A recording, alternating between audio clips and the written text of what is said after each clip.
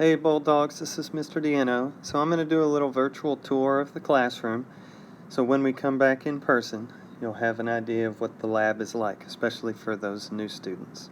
This is my lab. It's room 216. It's down in the kindergarten and first grade hallway.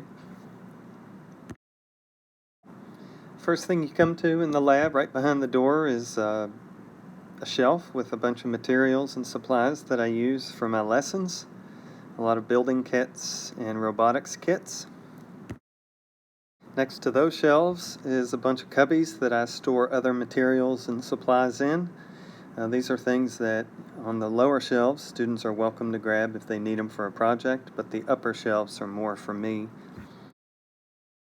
One of the bins above the cubbies is one for magnets. There's also one with circuit supplies like wires and motors. And in the corner of the room is the sink when students need to wash up. Some of you are familiar with the next thing in the back of the room, the aquarium. I raised trout last year, and unfortunately I had to release them without a field trip, but it was still fun. But I'm not sure that I'm going to be doing that project this year. It may just be too difficult to do. This part of the room I call my recording studio, so if I'm on a Zoom meeting or in a lesson with students virtually, that's where I'm doing the work from. Next to that is my marble run on the wall. That's pretty fun for students to do. So here's the makerspace that students can come back into and have a lot of fun with. There's a lot of materials back there. I have some building blocks. Here's an example of one type. They're called I/O blocks. They're pretty fun to use.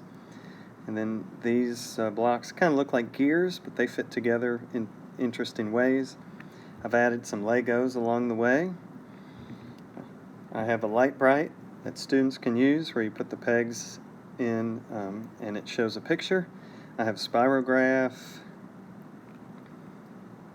and I also have a bunch of craft supplies if students want to use those.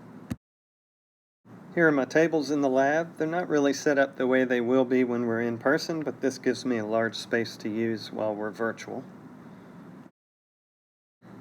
And this cart here is used when we're in person to house all the grade level supplies and materials. And last but not least, this is the clip chart that teachers use in their classrooms for classroom management that I'm sure your homeroom teacher will be talking to you about. Well, Bulldogs, that's the tour. I'm looking forward to working with you virtually, but really excited to get back in person at some point in time and do some really cool things in the lab.